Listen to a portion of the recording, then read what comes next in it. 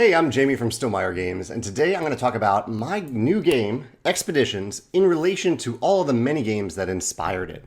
So if you look at the Expeditions rulebook, which has been on the Stonemaier Games website for a few months now, you can see, I think it's on the last page, maybe second to the last page, that I list a number of games that inspired Expeditions. Expeditions took me around 3 years to design, and during that time it went through many different iterations, including some versions of the game that aren't even relevant to the final version of the game. But along the way, I looked to a lot of other games for inspiration, learning from them, taking what I liked from them, and in some cases, avoiding what those games did so that I'm not just copying another game. Because if those games already exist, I don't want to put out another version of that game. I'll get to those in a second.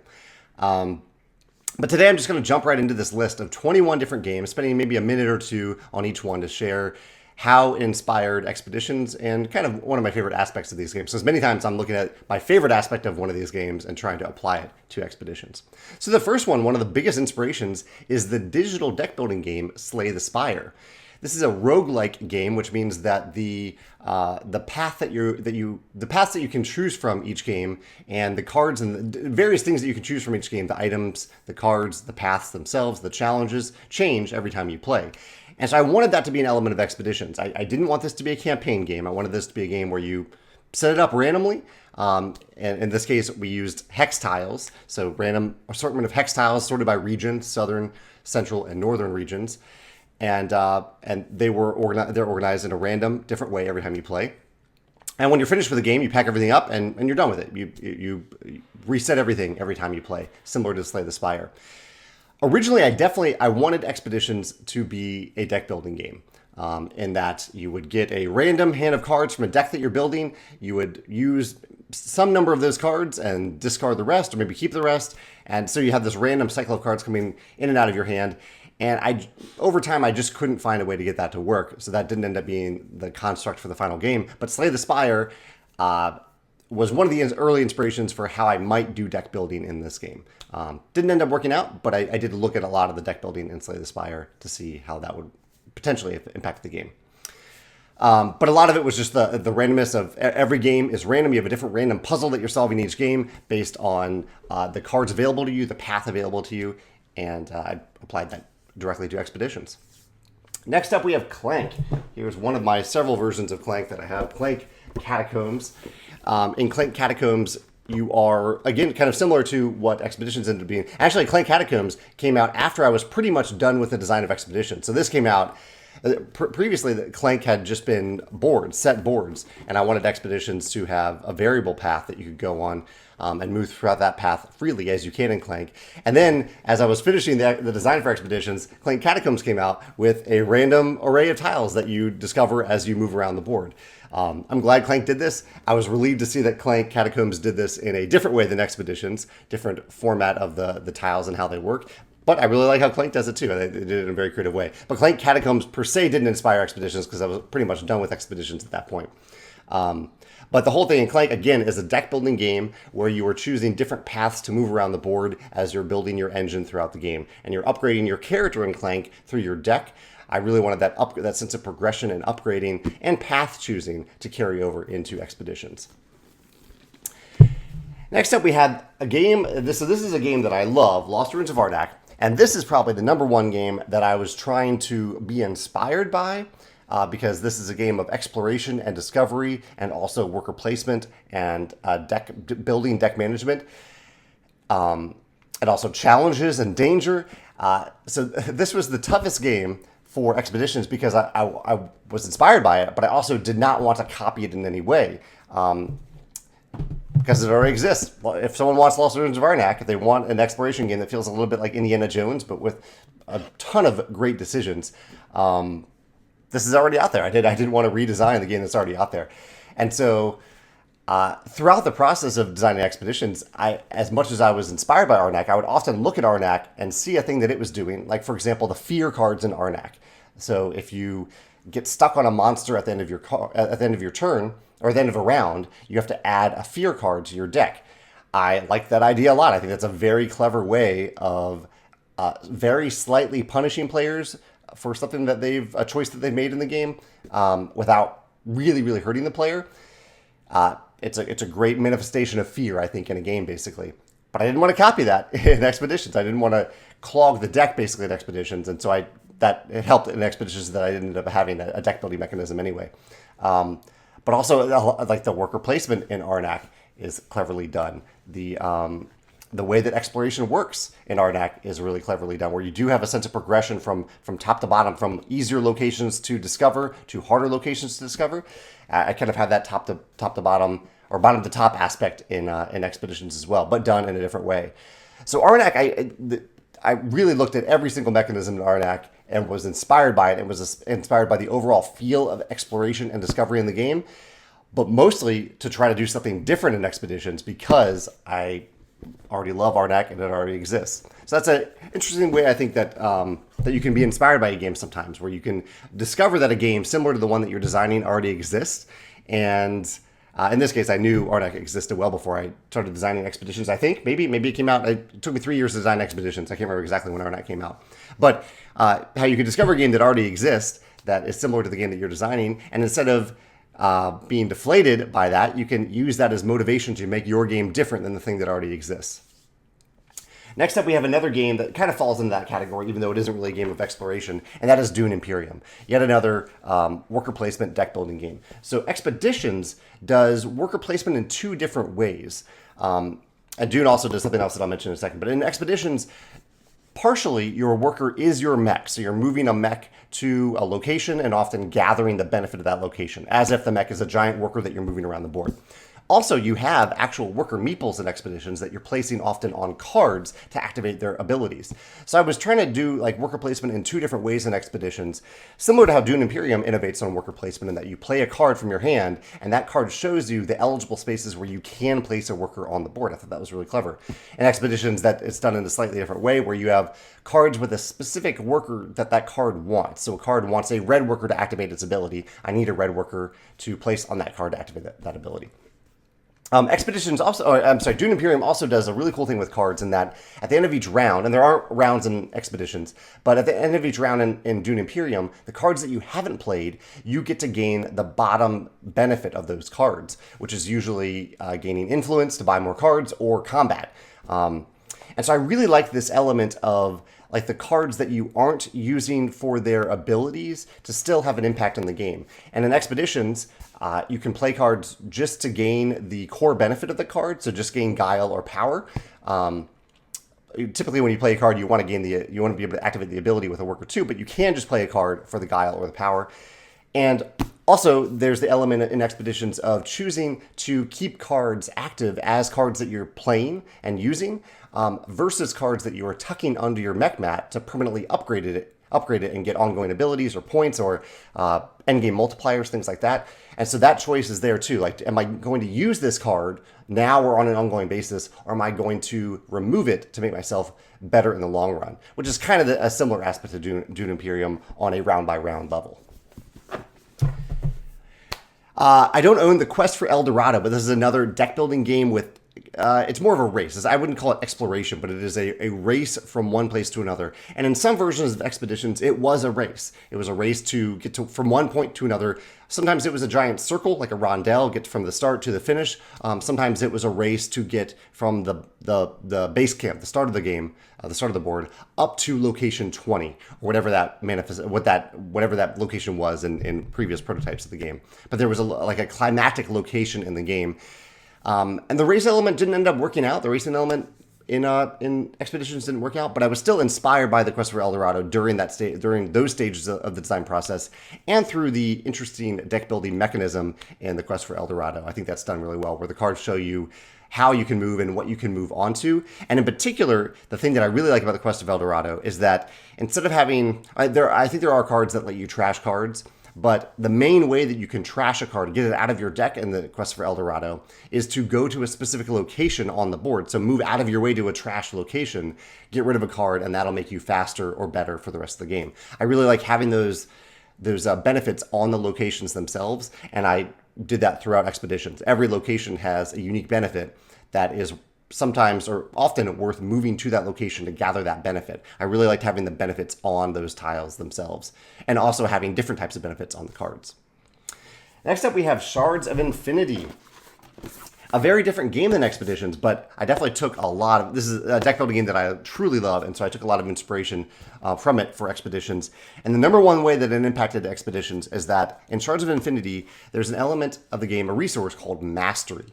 And as you gain more mastery in the game, you are able, cards get more powerful basically. So if I have 5 mastery, there might be a card that says gain 1 power, or if you have 5 or more mastery, gain an additional power or gain this other benefit, also draw a card, things like that.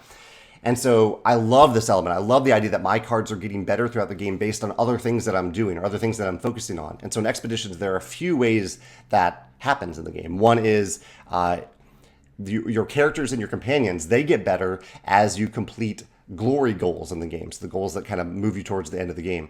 And then the meteorite cards, the more meteorites you meld into your mech or meld onto your mech, the more powerful other meteorite cards become.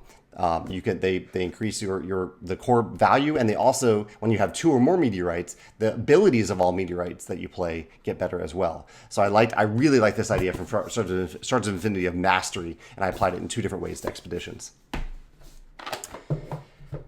Next up, we have Nemesis. So Nemesis is a game that I learned and played a few times during the design process of Expeditions because I really wanted to capture this, a little bit of fear or dread, tension, creepiness, and all of those are oozing through Nemesis, which is also another deck building game, even though that isn't really the core feature of Nemesis, the deck building. Nemesis is more about exploring places that you don't know what's there, and then using those specific places or having specific places to go to. There are a few ways that I think this manifested. There isn't really an element of danger in Expeditions, although you can move to a location not knowing what's there. And so there's a little bit of risk of what is the best benefit for me to take on this turn? Do I take something that's known, or do I gain an unknown benefit from something that I'm moving on to? There's that. And there's also this idea of corruption in Expeditions. I went through many different versions of corruption. I ended up with a version that where corruption is blocking things on the board. And so as you clear corruption, you're making locations better for all players. There's some elements of that in Nemesis as well. What was the last thing about Nemesis that inspired it? The last thing about Nemesis, and this actually ties to the next game as well, so I'll segue into this. Nemesis and Yedo are both games that need you to go to specific locations to do specific things. And I think this really adds to the theme of the game. Instead of saying, like, in general, okay, you have this quest to build a building. Some games will let you do that anywhere. It's an abstract nature. You can just build a building and the building is there. In Nemesis and Yedo, there are missions or quests or objectives that require you to go to a specific place, a very specific location. And in doing so, they tie the theme of that quest or that mission or that objective to that location itself. I love that idea, and I built that into Expeditions. And this was really important to Jakob too, to have these location-specific quests. And that you can pick up cards that you can play throughout the game. So you can just pick up a quest card and just use it as a card that you're playing throughout the game. Or at some point, you can move to a specific location associated with that quest. So it might be a quest associated with location 7. So you need to find and go to location 7 and then pay a little cost and gain a little benefit specific to that quest at location 7. So the card itself is tied to the location, not just in terms of that number, but also thematically. It's tied to that location's theme. I really like this aspect of Nemesis and Yedo. I think it's a very thematic element.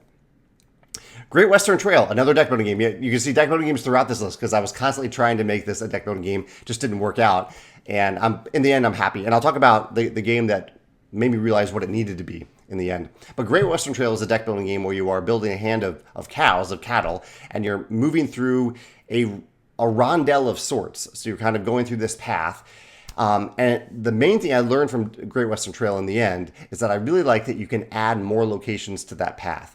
That didn't exactly manifest in Expeditions. You aren't really adding more locations, but you are discovering more locations that give you more options to choose from as you're moving throughout the map. And tied to that is the idea of corruption. I mentioned corruption a second ago, and that when you find a new location, when you explore a new location, you seed it with these location tokens that block one of the benefits of that tile. Gaining location corruption is good for you, or you're essentially removing corruption. It's no longer a problem. And whenever you do that, or at the end of the game, every corruption token that you have is worth $2 in Expeditions. The connection to Great Western Trail is in building new locations in Great Western Trail. you are both slowing down other players, so there's kind of a slight negative impact, but you're also helping other players because you're giving them other options to choose from. If I'm remembering it correctly, it's actually been a while since I played it. It's possible that only you can use those locations. But the idea was, the inspiration was, that as you're clearing corruption, which is good from you, from locations, that's good for you, but it's also good for other players because you are leaving a new benefit behind. As you've cleared corruption from a location, now you've revealed a new benefit on that location that you and any other player can benefit from. So kind of took hints of that from Great Western Trail. Magic the Gathering. How was I inspired by Magic the Gathering? I have this on the list here. Magic inspired. This is what it is. So Magic has cycles of cards and color-specific abilities. And in Expeditions, you have these 5 different workers: purple, yellow, blue, green, and red. Each one has a different name to it. Like red are soldiers, purple are these weird possessed workers, green are explorers, and so on. But I wanted the abilities for each type of card and type of worker. The two are the same: color of worker, color of card. I wanted them to be along the same theme. So like all green abilities, most green abilities are about moving and exploring and discovering. All red abilities, and usually there's like a main theme and a sub theme to each color. Red is about vanquishing corruption, and red is about rescuing. So red workers are kind of heroic, so they're rescuing cards. So I really like this idea. I took it from Magic, and that Magic has these different colors that mean different things in the game. You're not going to find something from a red color in white and so on, or you might, but it'll have a special exception to it. And also Magic has cycles of cards. So oftentimes it'll have like one card of each color within a similar cycle where they all follow a similar theme. Like maybe they all, like the ley lines. The ley lines are a type of card in Magic. There's one ley line per color. Originally there was one ley line per color, and they follow the same core idea of cards being, that you can play these cards for free if they start in your opening hand, but they do things that are, each of them does something that is specific to that color. I really like that concept. I applied that in the meteorites in particular in Expeditions. There's 5 of each color of meteorite. So within each theme of meteorite, the color, the mechanisms of each color are specific to that theme. And there's also this cycle of cards throughout the different meteorites. Tyrants of the Underdark. This is one that I haven't played in a long time. This is another deck building game that has a map, a spatial element to it. I played around with kind of area control in Expeditions. Didn't end up keeping that. There is an area control in it, but there is that in Tyrants of the Underdark. But Tyrants in particular does this thing where when you can remove a card from the game, essentially, remove it from your deck, and it then ties to your end game scoring. I really like that element, and I tied that into Expeditions specifically in that many of the cards that you end up building into your mech, whether they're quests that you're solving and then tucking that quest card that you had under your control, tucking it under your mech, from items that you're upgrading to meteorites that you're melding, all of them, as you are removing them from all the cards you control. It isn't a deck, but it's just your tableau of cards. As you remove them, you are permanently upgrading your mech, sometimes giving yourself an ongoing ability and improving endgame scoring. And Tyrants of the Underdark does that exact thing, where the cards that you get rid of from your deck, many of them, most of them, benefit you at the end of the game. They're worth points because you remove them from your deck. I also included Dominion. Dominion is kind of the grandfather of deck building games, and again, Expeditions didn't end up being a deck building game, but I was still inspired by a lot of the different aspects of Dominion anyway. Trying to think, there's one thing in the game that I'm thinking of that I don't actually think appears in any of these games.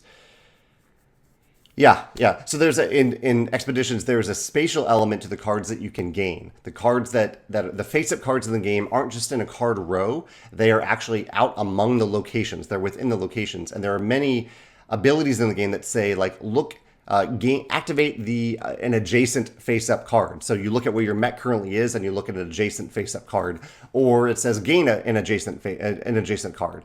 And so you'll look at the cards that are adjacent to you, or you'll move to a space that's adjacent to the card that you really want. And I don't think Dominion has that spatial element to it in terms of the cards that you're claiming. But I think there is a game that does that. I think maybe it's one of the versions of Ascension. One of the Ascension expansions does that. Might be another game. Anyway, next up we have Oh, here is Dominion. Okay, I did pull out Dominion to show off. As I briefly mentioned it, Ark Nova.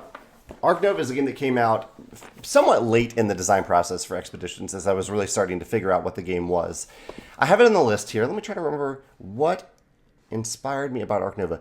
So Ark Nova's cards, I think, are brilliantly designed in that you are you gain a card and then you want to work towards playing that card, and then when you play it, you'll either get an instant benefit or an ongoing benefit or an endgame benefit. And so this, watching how well Ark Nova does that, definitely inspired Expeditions in terms of what I could do with the cards in the game. And also the thing I just mentioned about Dominion having a spatial element to it, the cards that you can claim in Ark Nova are in a card row, and they aren't always available to you, all of the cards. You have to work your way down the path of cards to make more cards available to you.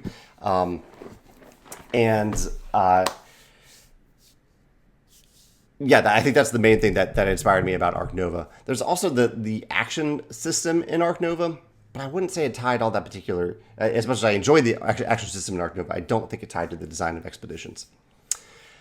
I also played Moonrakers during the design of Expeditions, another deck building game that deals with collaboration with other players, a little bit of negotiation. Negotiation, I don't think you really find in Expeditions, but trying to think of what the inspiration from Moonrakers was. I think it's just one of these games that I played while designing Expeditions that was on my mind a lot, and maybe subconsciously inspired some element of the game. I can't think of anything off the top of my head right now. Dwellings of Eldervale did design. So Dwellings of Eldervale does something really cool in that you gain benefits when you retrieve workers from the board. So there are retrieve turns in Dwellings of Eldervale where you aren't gaining any like worker placement benefits. But Dwellings still makes those turns feel really good because you gain benefits from retrieving workers from the board, and you can even upgrade those benefits. So if you see yourself retrieving workers quite often, then you might really work on that benefit and have these really powerful retrieve turns. So Expeditions also has refresh turns where you get to refresh all the cards and the workers on those cards that you've already played in your active row, or that you've gained already and that are just sitting there in your active row waiting for you to pull back to your hand.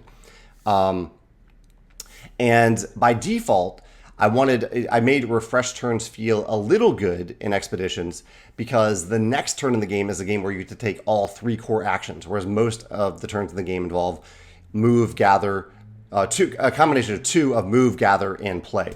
After a refresh turn, you get to take all 3. Not on the refresh turn, but the next turn afterwards. But I also, thanks to Dwellings of Eldervale, I made some abilities that you can gain in Expeditions that give you a little extra boost whenever you refresh. So an ability might say like, whenever you refresh, gain $1 for every card that you refresh, something like that. So that was directly impacted by Dwellings of Eldervale.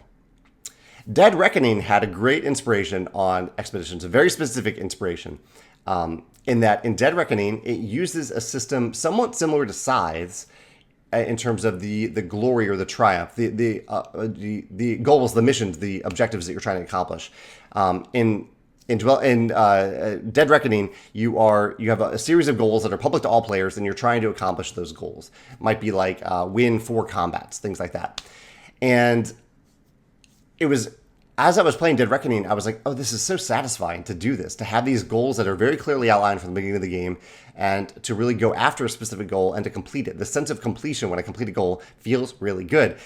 And I did this in Scythe, but I just forgotten kind of how good it felt to do that. And at the time in the Expeditions design, when I played Dead Reckoning, it didn't have that goal system. I hadn't really done much with it. And Dead Reckoning reminded me how good that goal system felt. And I was like, oh, I already had this goal system that worked really well on Scythe. It inspired Dead Reckoning. I'm now going to use this, I think, to inspire Expeditions, which will help make it feel like Scythe, because I wanted Expeditions to feel like Scythe and still also be its own game. So Dead Reckoning kind of reminded me of Scythe, and then, which is the Expeditions is the sequel to Scythe. Islebound. Islebound is a game from Ryan Lockett that I have not played in a long time, but when I was seeking a specific thing for Expeditions, Islebound inspired me. This is the reason I play so many games. I'm constantly inspired by them. So in Islebound, you have this series of islands that you're moving around to, gaining different benefits. It's actually a little bit like Expeditions in that you're moving around to that.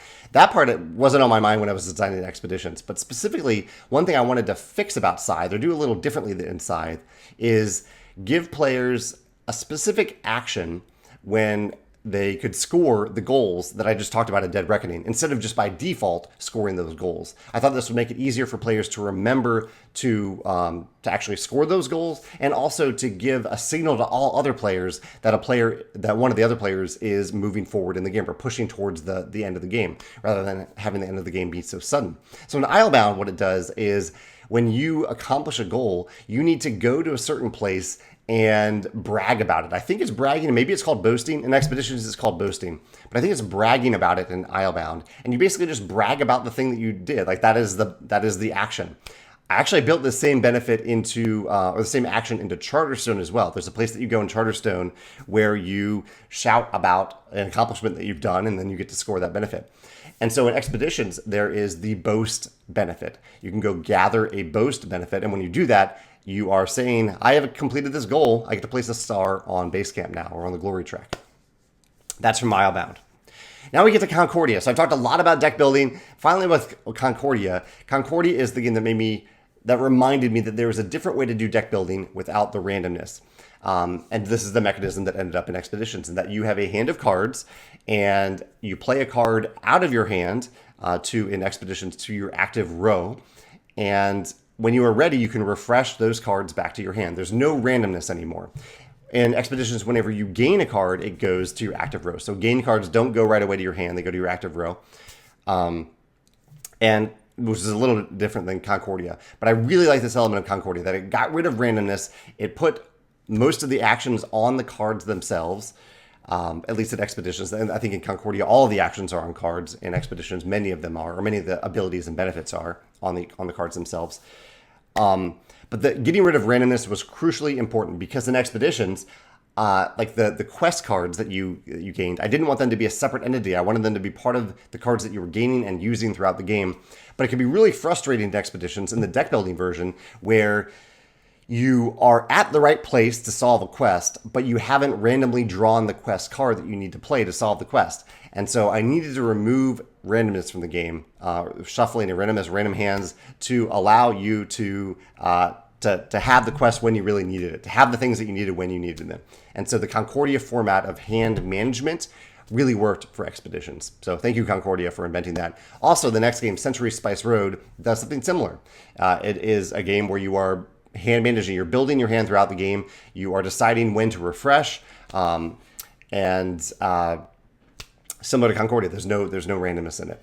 So both Concordia and playing Century Spice Road fairly late in the process. I played it years before, but I kind of got into playing it on Board Game Arena during the design process for Expeditions. Really helped remind me how good that mechanism is.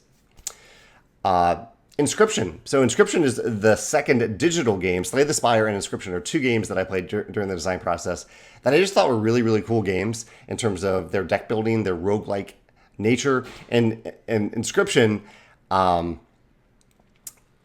don't know if it has that much of an inspiration for Expeditions, but it was just one of these games that I played during the design process. And in Inscription, the part of the game that I got to is that you are the feeling of leveling up by getting a new card. Whenever you get a new card, you feel like you got a little bit more powerful. And you really have to work to get those cards. And that's something that I tried to build in from Slay the Spire and Inscription, and that you weren't constantly gaining cards, that you kind of had to work towards gaining those cards. That didn't really end up in the final game. I made it actually fairly easy to gain cards in Expeditions now. But the thing with Expeditions is that the cards aren't particularly valuable or powerful unless you get a corresponding worker to place on that card, a worker that matches the color of the worker on that card. So you don't end up getting all that many cards in Expeditions, because you need to balance what the cards you get with the cards that you want to tuck and the workers that you want to place on those cards to activate their more powerful abilities. So I think there's a little hint of inspiration from Inscription there. And last but not least, of course, there's Scythe itself. I designed Expeditions as a sequel to Scythe, and I really wanted Expeditions to feel like Scythe without just being Scythe in a new place. And so Expeditions takes many, many different elements of Scythe and has them and showcases them in a different way than they appeared in Scythe. But you'll still find familiar things like upgrading, things that feel a little bit like encounters. the glory, the end game goals, the popularity multiplier, all these things you'll see in different ways implemented in Expeditions, including even the one of the latest things. I have a whole video about this. If you want to see a video about Scythe versus Expeditions, there's a whole video that you can go into detail about it. I'll include it in the comments below or the description below. But perhaps the latest thing I pulled from Scythe into Expeditions was the final version of the action system. The system where you're shifting around a token and you can't take the exact same action as the previous turn. In Expeditions, it's a little bit different in that there are 3 exposed actions: move, gather, and play. And for most of the turns in your game, you are moving your token from where it was on top of one of those actions to cover another one. So if it's on move, that means on my previous turn, I took the gather and play benefits, or gather and play actions. And then on my next turn, I need to shift that token off of move onto play or gather. So if I move it then onto play, then on my new turn, I need to move and gather. So that system of still being able to do 2 powerful things on your turn, but not being able to do the exact same thing as the previous turn, that was one of the latest things I added from Scythe. So yeah, those are the 21 games that inspired Expeditions in a variety of ways. I'd love to hear your thoughts on these games. And I can say, even though many of these games just influence like one specific thing for Expeditions, if you enjoy a number of the games on this list that I mentioned, I think you are likely to enjoy Expeditions. Also, if you're in the future now and you've played Expeditions, and you enjoy it, I think it's fairly likely that you'll enjoy a lot of the games that I mentioned on this list. So I hope you give them a try either way. Try Expeditions because you like these games, or try some of these games because you enjoy Expeditions. Let me know if you have any thoughts or comments in the questions, or any questions in the comments below. I look forward to hearing the conversation that emerges about this topic. Thanks.